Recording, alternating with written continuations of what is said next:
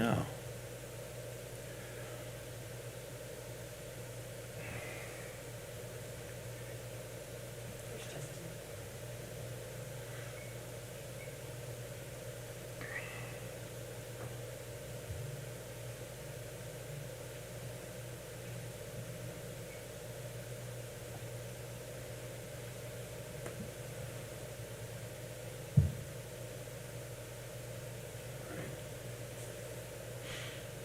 All right, we'll wait just a few more seconds and then we'll get started.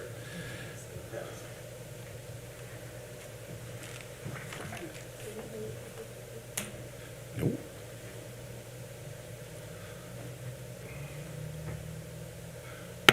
All right, we'll call the Common Council meeting to order for February 1st, 2021. I'll ask Diane to give our invocation, please. We come tonight grateful for the opportunity to serve.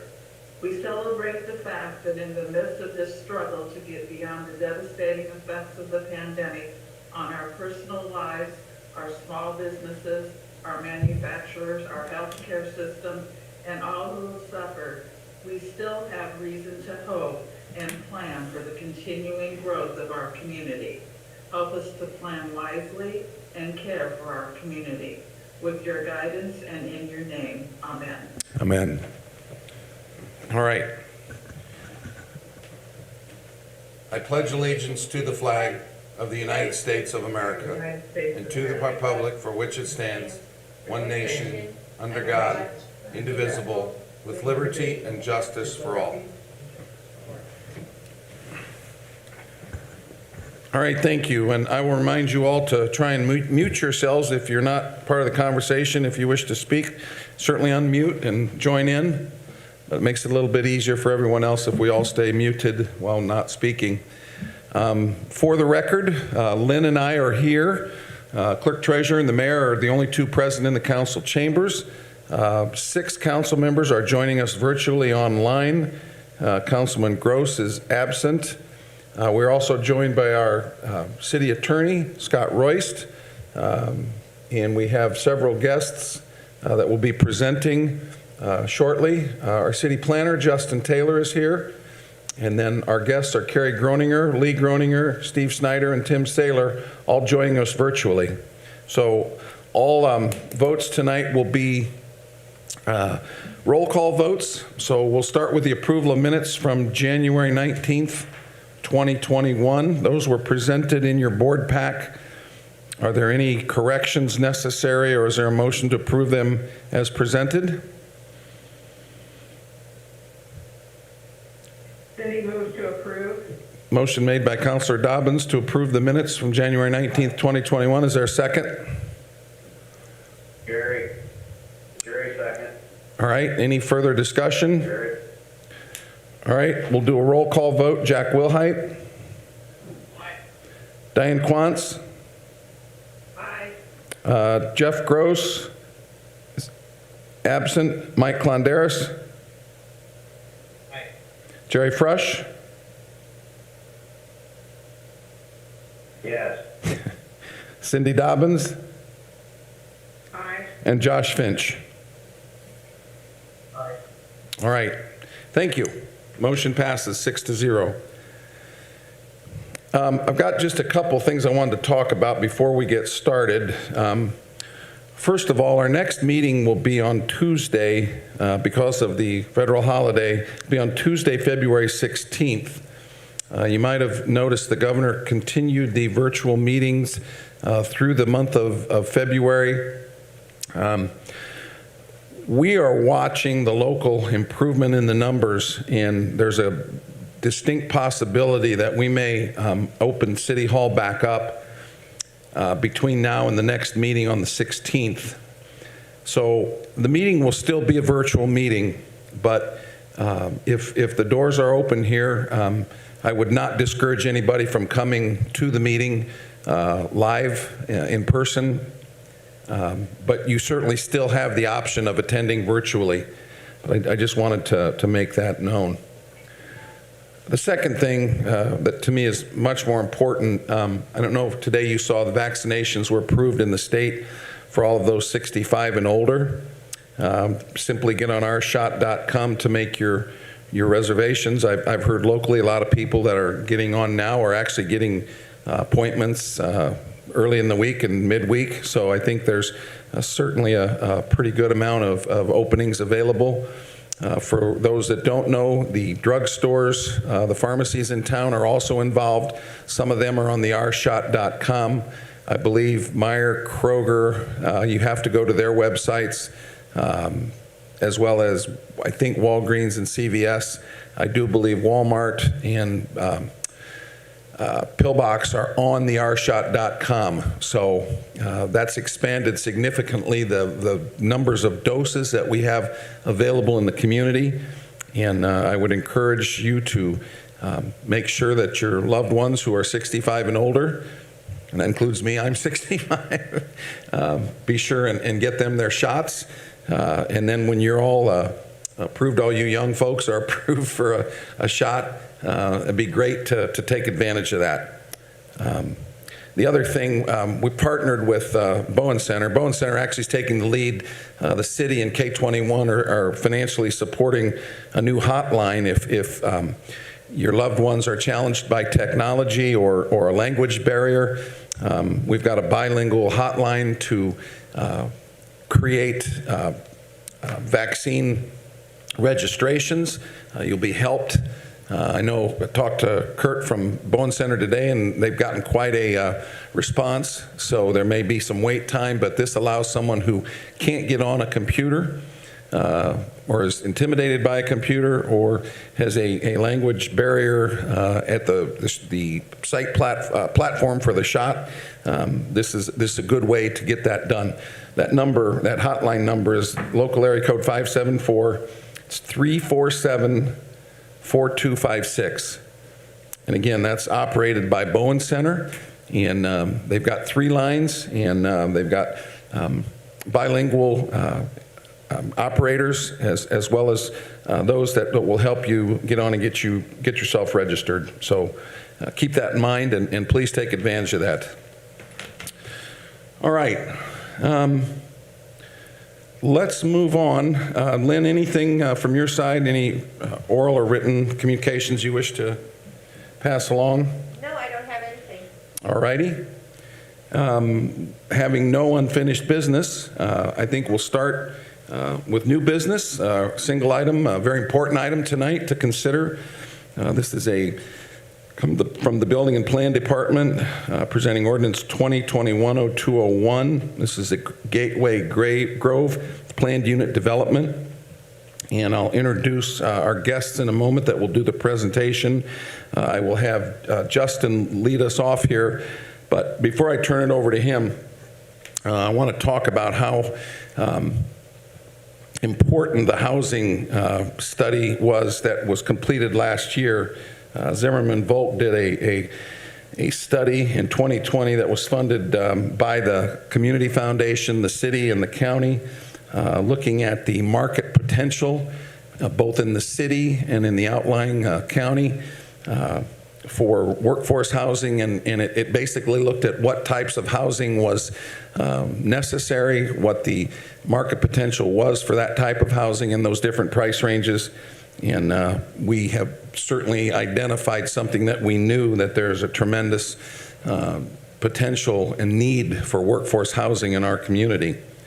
So I just want to put tonight's discussion in that context, that we've got a project that's being presented tonight that certainly could meet and fulfill that need. I know the Plan Commission has looked at the planned unit development, and Justin will dive deeper into this, and I would certainly expect our Plan Commission members to weigh in on the time that they have spent looking at this.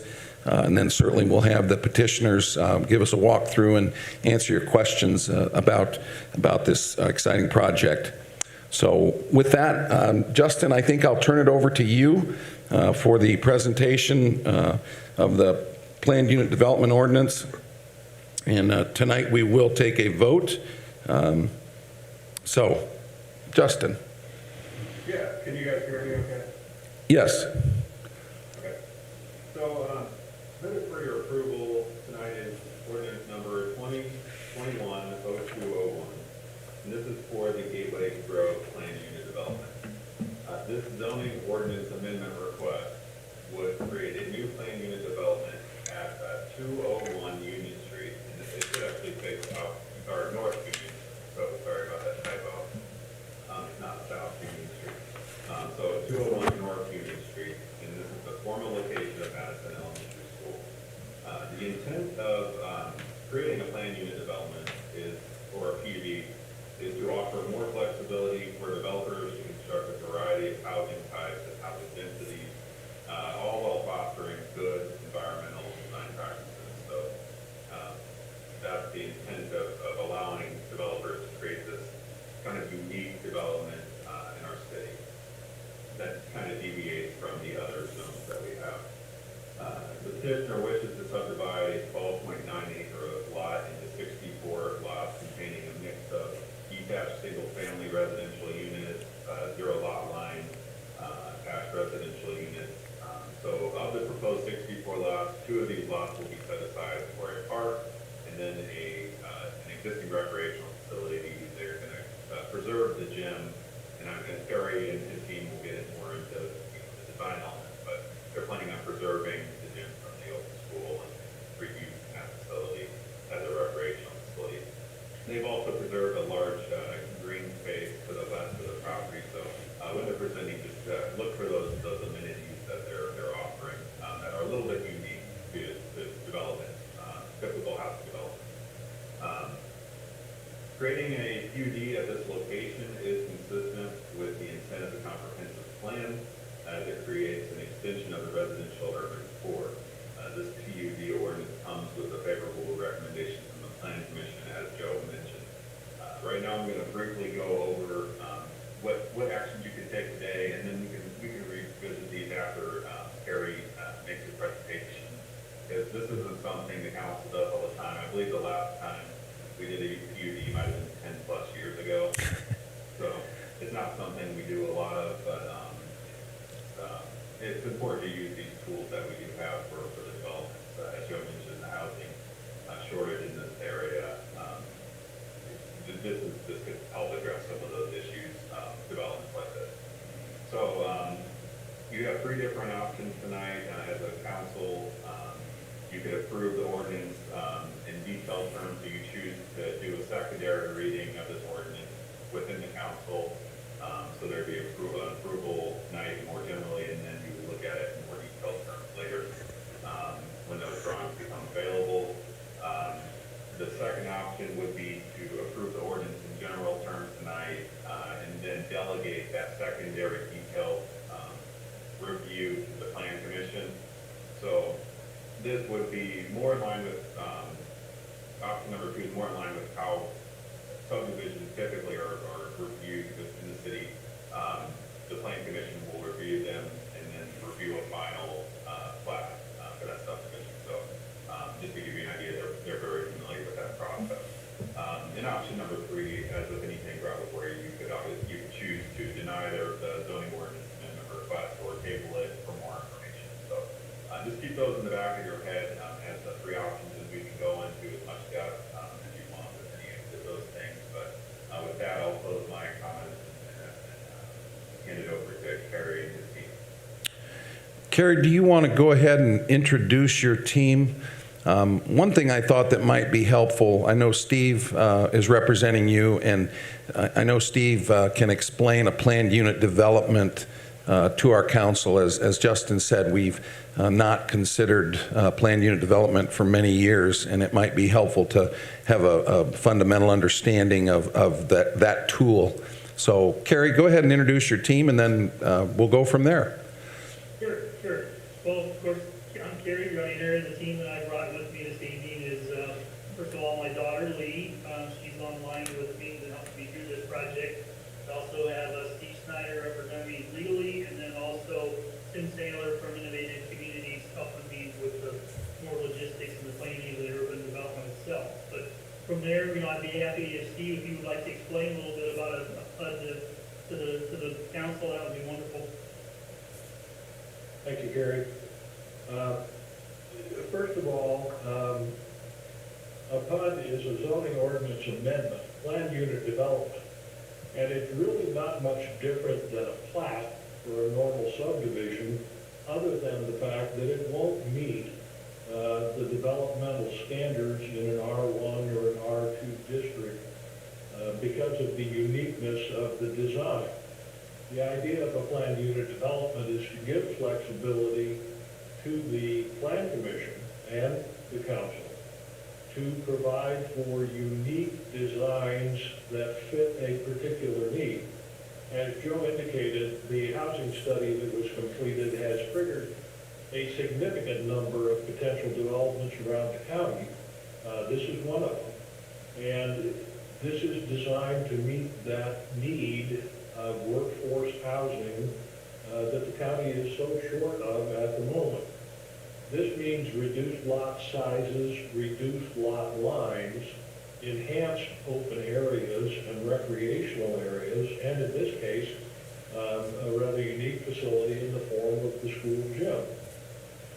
The only way to accomplish this is to actually create a new zoning district, in this case, a PUD district defined as Gateway Grove, and that district then contains the modified setbacks, lot size requirements, so on and so forth, that would otherwise be in a plat. And when this ordinance is adopted and we suggest finally approved by the Plan Commission, it will be unique to this particular parcel of real estate. It won't apply to any other parcel of real estate, but it will give the flexibility to provide this workforce housing in a fashion that makes the most sense, both from an aesthetic standpoint and from an economic standpoint. And if you have any questions about the process, it's really a subdivision, but it's a subdivision in the form of a zoning ordinance amendment to allow it to occur specifically with the designation and design that will be approved by the Plan Commission, and specifically for this real estate and no other. Now, from the standpoint of the uniqueness of the design, I'm going to turn that over to Tim, since he's the person who designed it with input from all the people who have an interest in the project. Tim? Tim, do you want to share your screen?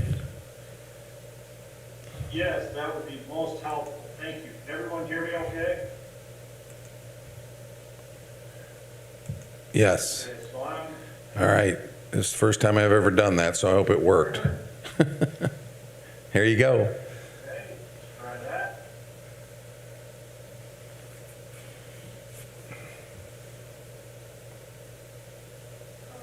Did everyone see the screen, my screen? Yes. It's Gateway Grove. Everyone? Yes. We can see it.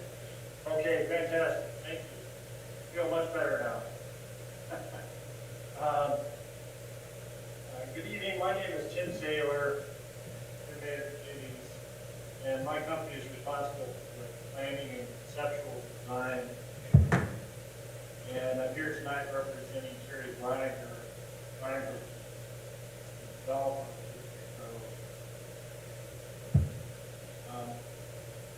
Justin mentioned Gateway Grove is a planned unit development consisting of 62 residential lots, various common areas, those on the drawings,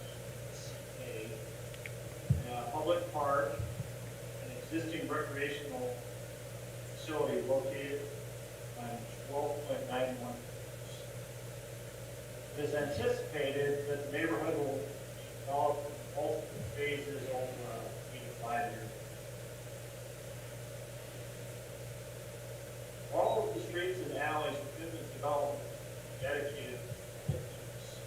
And those streets and alleys have been designed to match the existing character of the surrounding neighborhood to control traffic. And the Gateway Grove neighborhood is composed of 4 distinct areas.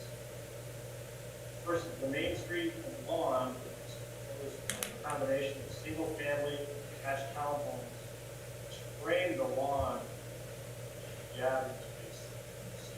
everyone see my mouse? Yes. Oh, you cannot see? Yes. Okay, well, that's fine. So we have the Miami and West Street block, consists of two-story, single-family homes, attached rear garages, served by a new proposed housing.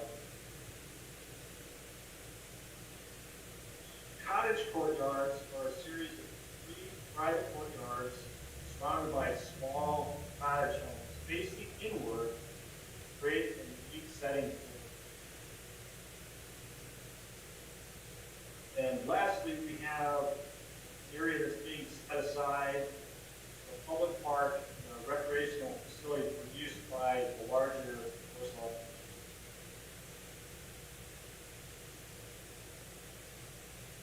Stronger Group, developers bid to making Gateway Grove legacy project for the Warsaw community, as well as adding millions of dollars in tax returns.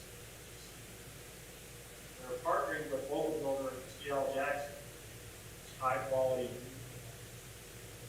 And they are committed to incorporating the parks and recreational facilities for the benefit of the entire city. Plan Commission forwarded the project to you with a unanimous favorable recommendation. We're asking at this time that the city council provide favorable to different options. This time we'd be happy to address any questions you may have. Thank you very much. Yeah, I think it might be appropriate if, Diane, if you're the representative from the Plan Commission, if you want to make a few comments to start the discussion here, that'd be useful. Okay, I'd be glad to. Jeff is teaching a class at Grace College tonight, so we conferred also. We'd like the council to know that we did conduct a public hearing on this. We did have people participate in it.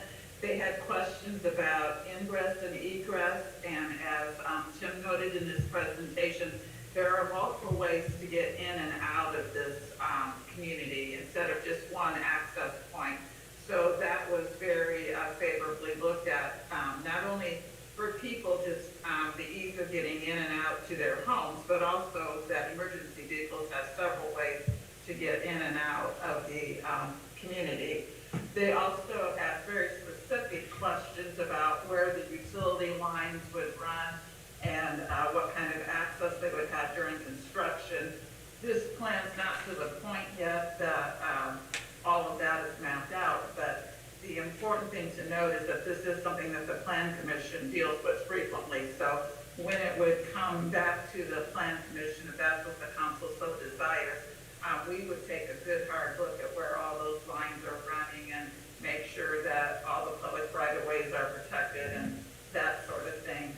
And also Carrie assured all the neighbors that they would be able to get in and out of their homes during construction. So that was all taken care of. And then another thing that was asked and already answered by Tim, but I wanted to make sure that you were able to take note of it, was a lot of the people in the neighborhood now use this property for recreational purposes. You know, kids walk on there, they slide down the hill, they do stuff, and they are making it available to the city. So the part that is the park and perhaps the recreational building will be accessible by anybody that lives within the city. And so therefore, with all the people that are in the existing neighborhood right now, the property also, and one of you guys will have to tell me that, I think it's closer to 40 acres in total, but you're only developing 12.9, so the wetlands will be protected during this time. Maybe you can answer that, Carrie. Yeah, Diane, there's a total of a little over about 42 acres total in the whole parcel. So yeah, we're developing, less than a third really of the property that, most of it is wetlands, but I think that there are some uses, that we're going to want to sit down and talk with the city about what that might look like. Because this property, believe it or not, actually goes clear across Walnut Creek reaches up to the little league ball fields, and actually your leaf and mulch piles actually on the corner of the property. So I mean, it goes clear to the other side of the Walnut Creek. Steve, I had a question for you that Diane had mentioned that there was a public hearing. When was that held? Was there an actual public hearing, or was it just a public meeting? I guess what I'm trying to know is a public hearing required? Justin, I think you're probably most appropriate to answer that, but my understanding it was essentially a preliminary plat hearing, but it was a PUD hearing conducted by the Plan Commission, and it was a public hearing in which the public was invited to make comments, correct? Yeah, and I believe so, because it was advertised in the paper as a public hearing. I have to look at exactly at the wording of that advertisement, but it did run in the Times Union, so there was open for public comment at that time. Was that the January 11th meeting, Plan Commission meeting? Yeah, I was Yeah. trying to look at the exact date, but yeah. Yeah. Yeah, I checked the agenda, and it didn't show public hearing. I mean, there was a public process. There was an ordinance presented, the plat was presented, and then the recommendation ordinance was presented, but I didn't see mention of a public hearing. So I just wanted to clarify that. And I guess the last thing I had to just contribute from the Plan Commission is, I think initially this is a new thing for most council members. Probably Jeff and Joe and I were the only ones on council when the other one was previously approved. But it's kind of confusing as to what our three options are. One of them is to deny, which the Plan Commission doesn't recommend that at all. But then the other two are either to have council do the nitty-gritty little details or have Plan Commission do the nitty-gritty details. And we, as a Plan Commission, would like the opportunity to do that, since it is something that we deal with all the time and are always looking at all of these specific maps and where lines are running and all of those kinds of things. So the Plan Commission came down on preferring option number 2, but our vote itself was just to, send it on to the council and have the council discuss it. But I wanted to tell you why the Plan Commission was thinking that it might be best left in the Plan Commission's hands, so that we have the experts on the Plan Commission to actually look at these kind of things and make sure that they're taken care of. And that's all that I have to say right now. Joe, if I may, Yes, sir. certainly the petitioner's requesting that option number 2 be utilized by the council. It speeds the process. It puts the final determination of the details back in the plan staff and the Plan Commission's hands, where typically a secondary plat approval would be. I think what you've seen so far is you've seen a public hearing conducted by the Plan Commission on a requested zoning ordinance amendment, maybe a little different than a usual subdivision request would be. But that would be the preliminary public hearing, and then it goes to the council. You're approving that if you take option number 2, subject to it going back to the Plan Commission to approve the final details contained in the plat. But I think what has taken place is the public hearing at the Plan Commission level for a proposed ordinance amendment. All right. Scott Royce, do you have any comment on that process?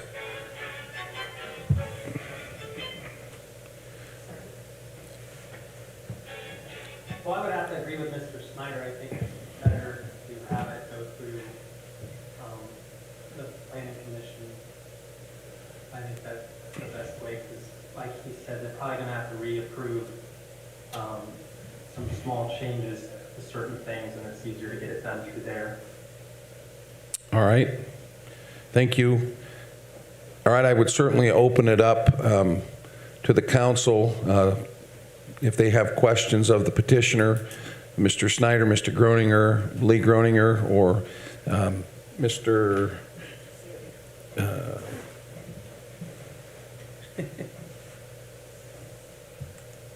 Mr. Saylor. Sorry about that.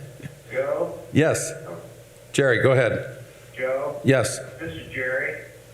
Hey, I think the plan's great, but I've heard one thing that has came to my attention, that they've been kind of wanting to make Union Street a two-way street again. I don't think that's a good idea, but because the way it enters out onto Lake Street down there on the north end of it, I don't know, like I said, I don't know if that's been in the plan or not, but I've heard that it might be. Well, we discussed that when the council looked at some of those vacations, and I think we were pretty direct that that is something that the Traffic Commission would have to look at.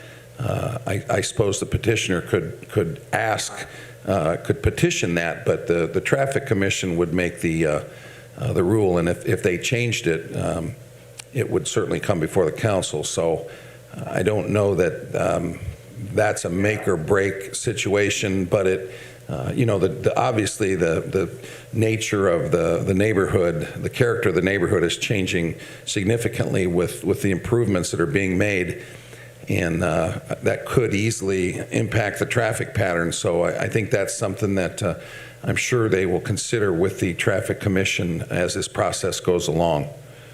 Justin, any comments on that? Yeah, the big, Yeah, I think you said it well. As part of this approval, you wouldn't be approving a change of that road. It would need to go through the process, the typical process for that, involving traffic commission, ultimately the council will again review that. So, tonight we don't need to necessarily go down into the weeds too much with that road, but, that concern has been brought up in the past of how that road, Union Street interacts with Lake Street, and how it wouldn't necessarily be a great idea to have people trying to make that blind corner there.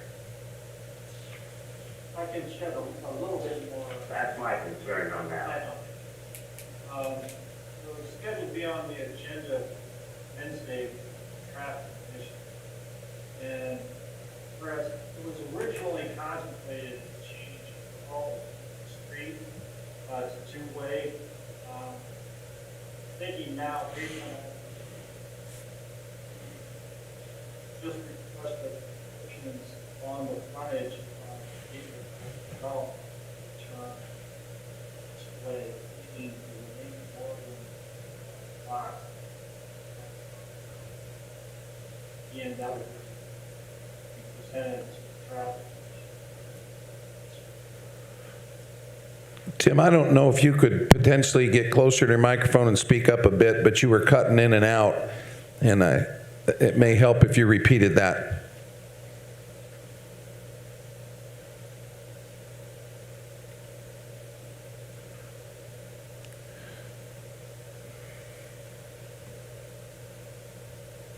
That doesn't seem to be helping. I apologize, there must be something on my end. I can hear you now. Go ahead. Okay, project is on the traffic commission agenda this coming Wednesday.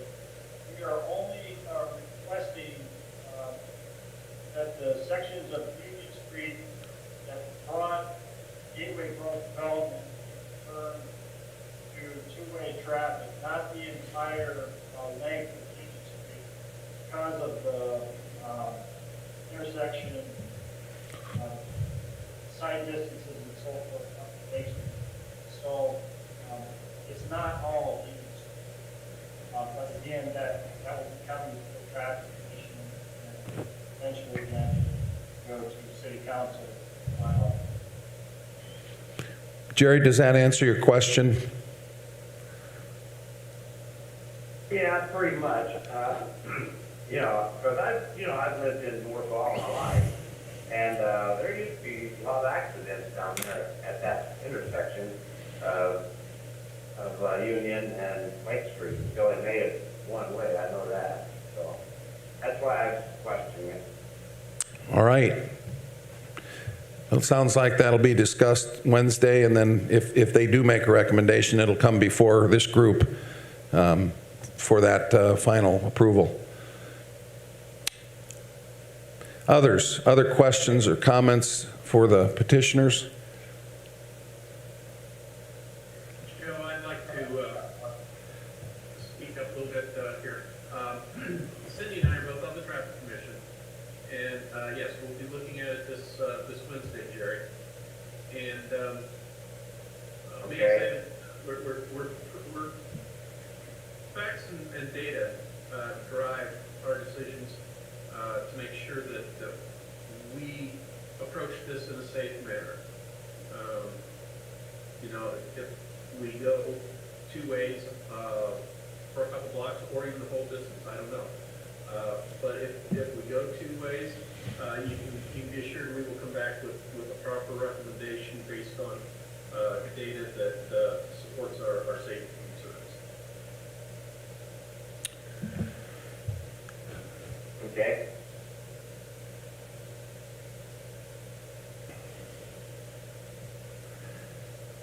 Others? This is Cindy, and I have a question. Yeah, go ahead, Cindy.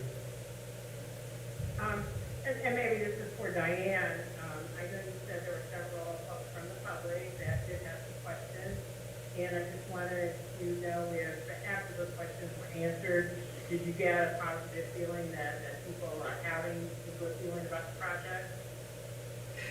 Yes, definitely, and also, Kerry was very accommodating. He invited some of them down to the office to look at the plant and to express their concerns definitely to him. Nobody seemed against it at all.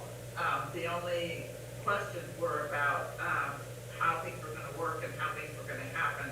We did not hear anything negative at all about the development going in here. Okay, that's good. I just wanted to make sure we had adequate outreach to the folks that are living in that area.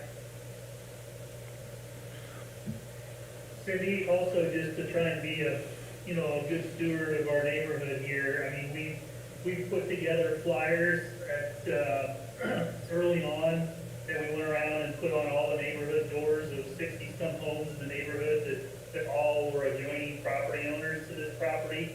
I'm not talking about our public filing or our public notice, but a separate little postcard that kind of told a little bit about the development and kind of just gave a rough timeline of a big picture of how this might play out, and our phone number and an email address if they had any questions, if they wanted to come to the office and talk. So we're doing everything we can to try and engage the neighborhood. You know, obviously we've made it a substantial investment here already with our office, and this is a place where we have a reputation to uphold, and we want to make sure that we're doing everything we can to keep the neighbors happy, that this is something we can all be proud of at the end of it. Thank you, I appreciate it.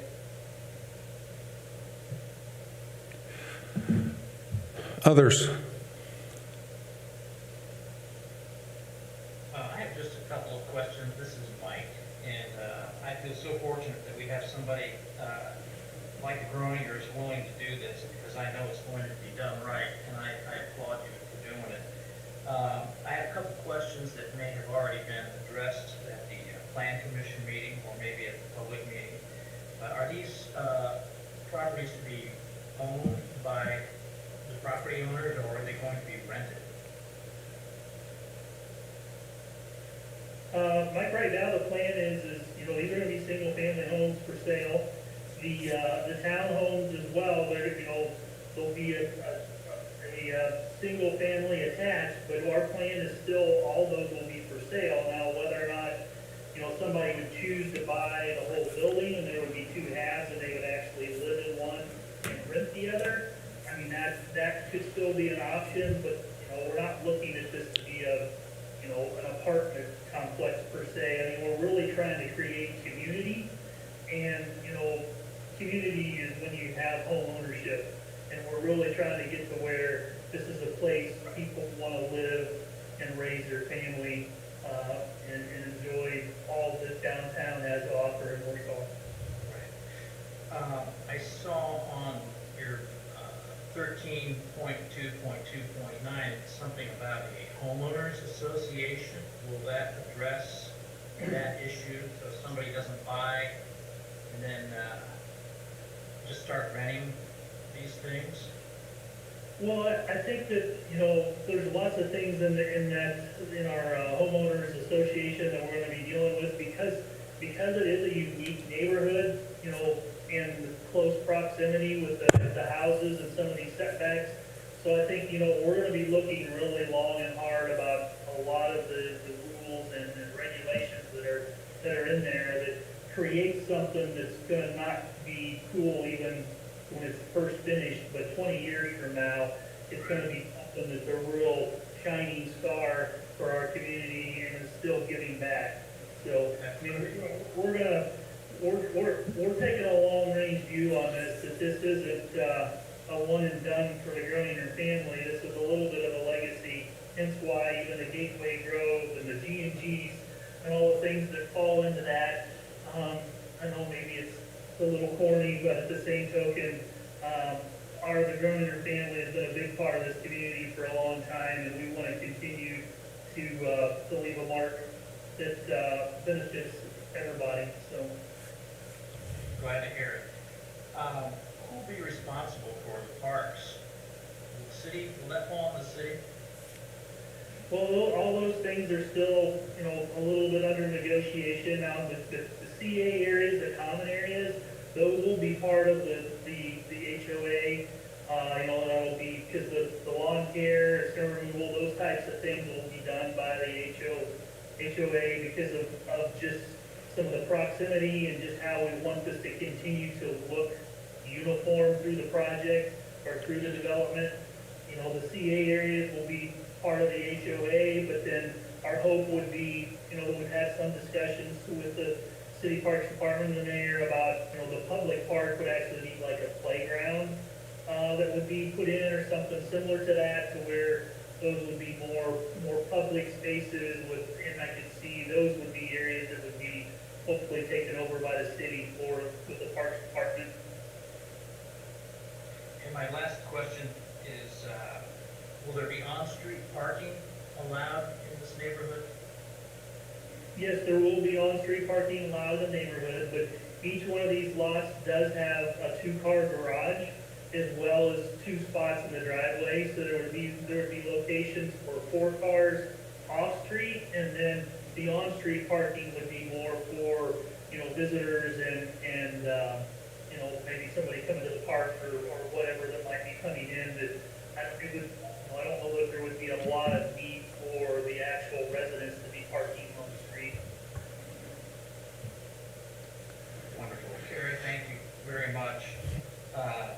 In closing, I'd like to say that I like option number 2. Let the planning commission do their work and bring your recommendations to the council. And thank you for what you do. And thank you, Carrie, very much. Thank you. Others? Joe, concerning option 2,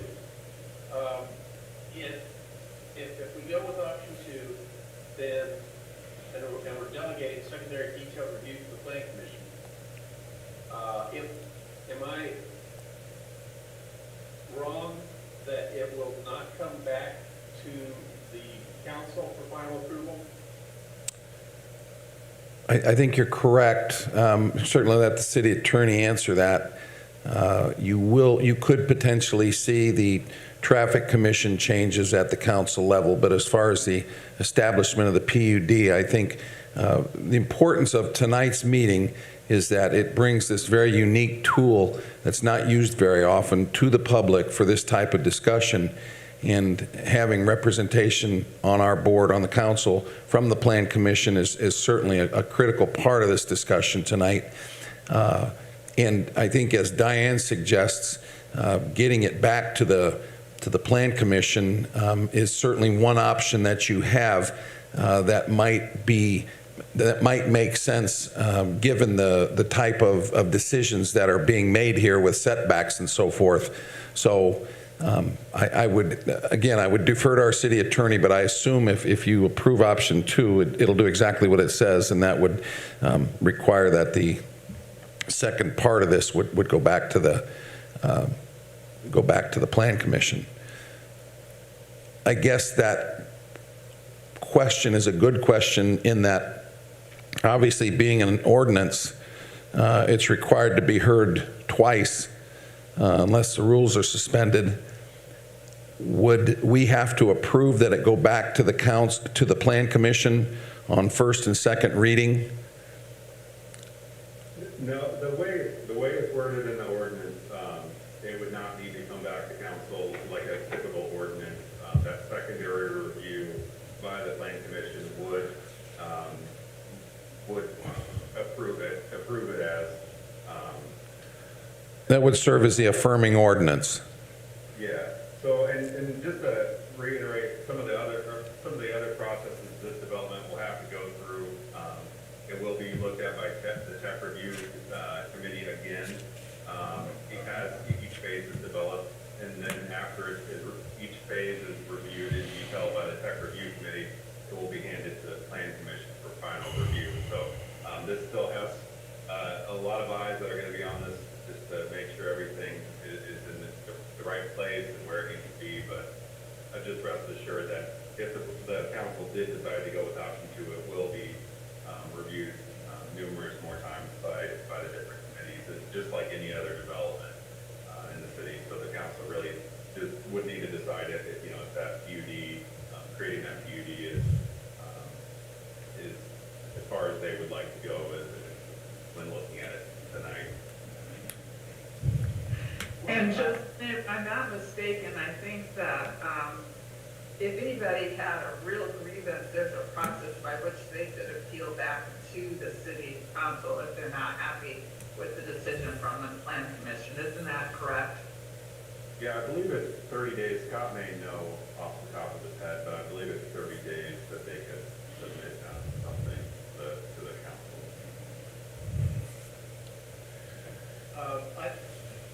I think it is extremely important that, first of all, this does go back to the Plan Commission. They got the tools, they've got the experience, and that's why they're on that board.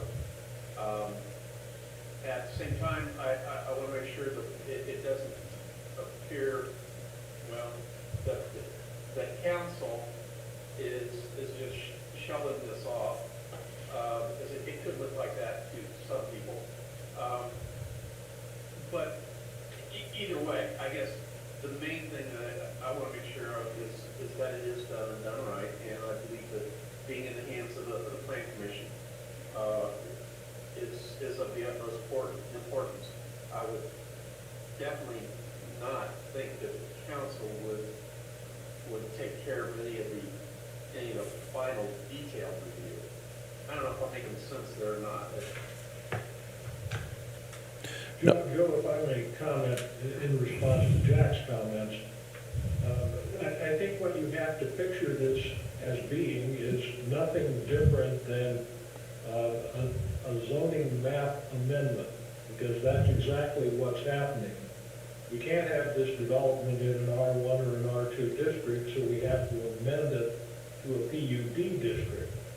And if you were to be amending this to an R1 district for commercial, that would be the end of the council's involvement, and it would go to the Plan Commission for subdivision plat approval, and the public hearings would be conducted. While that process has already begun, it's just in this particular situation, there is a combination with the zoning map amendment and the approval of the planned unit development.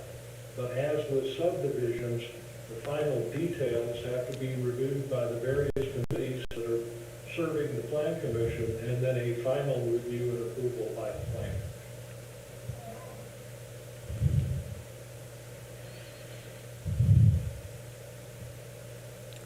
Does that answer your question, Jack? Yes, it does. I think. So this is,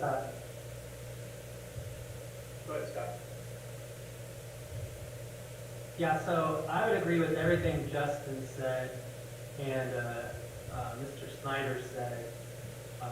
Your choice, you could approve any one of those three choices, but I think, as Mr. Wilhite said, I think the planning commission is uniquely qualified to deal with the details, the minute details of the PUD. They're asking you to approve the zoning to allow it to be a public urban development area. And then I personally think it's appropriate for the planning commission to work out all the minute details, but they do have to come to the council for the ordinance approving that be the appropriate place to place a PUD, that you wanted to have the zoning changed to that and give the control over to the planning commission, which you've kind of routinely done with all the other stuff that they do for the city now. But it's up to you all as city councilmen to approve the ordinance to change the zoning of that particular area to be a public development area.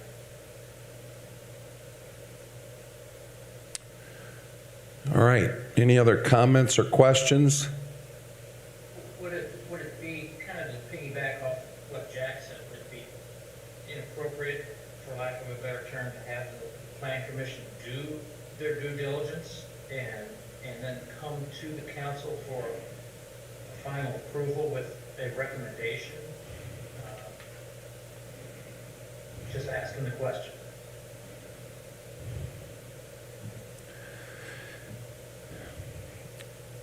Well, I think the way the ordinance reads, it says approve the ordinance in general terms and retain. That means the council retains secondary review in detail to the common council. So if you pass it back to them, you're not really retaining secondary review.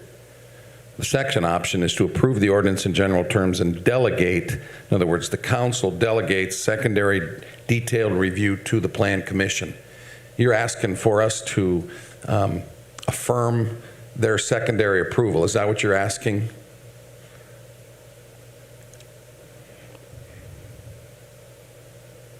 I think that's what he's asking, Joe.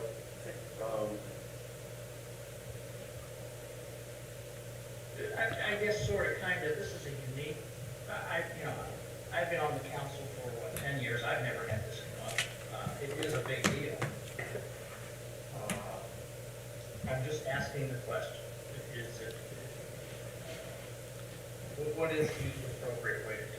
Well, I think the council has to determine tonight whether they want to retain the final, it may be called secondary approval, but it's also the final review. And I think that's what you have to decide, if the council wants to retain the final review or if they want to allow the plan commission to do that. When I first came to the meeting tonight, I was pretty much thinking that I really wanted to go with number one. However, with the discussion that's gone on,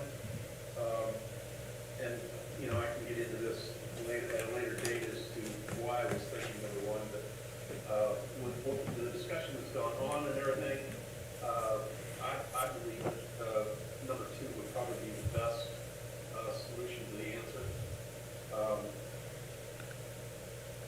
So is that in the form of a motion? I can make that a motion. I can make the motion that we approve ordinance 2021-0201 and delegate secondary detailed review to the planning commission. All right, the motion's been made. Is there a second? This is Jerry, and I second it. Jerry beat you, Diane. Jerry Frush seconds. Okay. All right.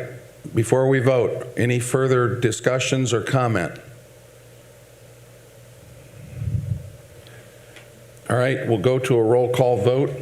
Jack Wilhite. Aye. Diane Quantz. Aye. Jeff Gross, are you on? Mike Klonderis. Yes. Jerry Frush. Cindy Dobbins, Aye. Josh Finch. Aye. All right, the ayes have it, 6-0, that the council approves the PUD zoning ordinance amendment and approves that the ordinance, that they delegate secondary detailed review to the Plan Commission. I'd like to thank Mr. Groninger and his team tonight. I thought I'd wait till after the vote to make my comments.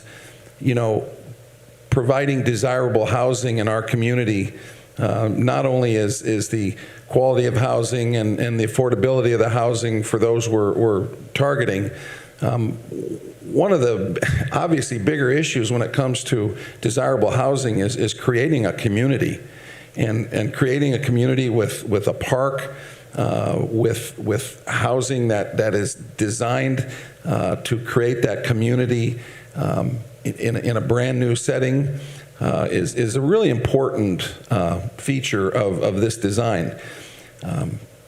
Creating this does take some leeway with the traditional setbacks of a traditional neighborhood, but I give this team credit for coming up with a decision to, or a plan, I should say, to provide not only good quality housing that will meet the needs of our workforce, but also creating a neighborhood, a new community on the west side of our city. So again, hats off to what has been presented. Appreciate the hard work you've done, and I think it's important to put this all into context about what's actually being presented here. And I very much appreciate the council's discussion and deliberation tonight. So Plan Commission can have this back, I think probably rightfully where it belongs, and we can keep moving on it. So Justin, any final comments? I think you covered it. The need for housing is definitely a concern for the planning department. And we obviously want to develop in a right way, a sustainable way, and a way that's going to benefit our community in the long term. It's really encouraging to see somebody take on a project like this really close to downtown. Really excited to see that opportunity for affordable housing near our downtown. It's going to be a really good thing. So I appreciate the council's decision tonight and look forward to seeing this project come to fruition. All right. Well, again, thank you all. Carrie, thank you and your team. Appreciate you coming and taking the time tonight. Yeah, Judge, I'd just like to say some words, if you don't mind. Sure. Just to thank the council for the vote this evening and their support, and know that this is something that we're working hard on, and we're still hoping to be able to break ground on some homes here in May, as long as all our approvals work through and everything we're able to do. This is something that we're not going to sit on our heels and contemplate how to make this happen. So we've definitely got our work ahead of us. I mean, this has not been an easy process. I mean, not only just some of the process we're walking through from the PUD perspective, but when you're tearing down a 80-year-old school, some of the environmental things you're dealing with, and the wetlands, and the cut fill, and the utilities, and traffic, and all the different stuff that, I mean, I didn't pick a very easy one to learn how to develop the housing development on, that I kind of picked as tough a one as you could pick, and in the end, I know this is going to be something we're all going to be proud of, and it's really going to be a great thing for the downtown. I mean, to think that we could be putting 120 people within 3 blocks of downtown Warsaw, that's not happened in my lifetime.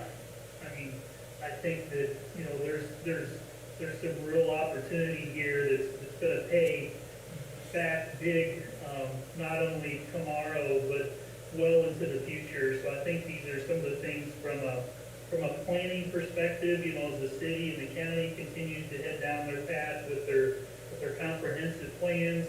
These are the types of projects that are really going to set us apart from neighboring communities that are going to allow us to thrive in years to come and not just survive. So I just appreciate all your guys' support tonight, and look forward to continue to work through the process with you. Thank you, Carrie. That was very well said. And as we've obviously made known, the importance of quality housing for our workforce is at the top of our list. And you and your team are doing a great job getting us across the finish line on this one. So good luck along the way, and certainly we are here to assist as needed. Anyone else? All right. Any other items to come before the council? I would just mention again to sign up for your vaccine if you're eligible. If you need assistance, either with challenges of technology or language, call 347-4256 for assistance in getting signed up for a COVID vaccination. All right. Well, with no other comments, is there a motion to adjourn?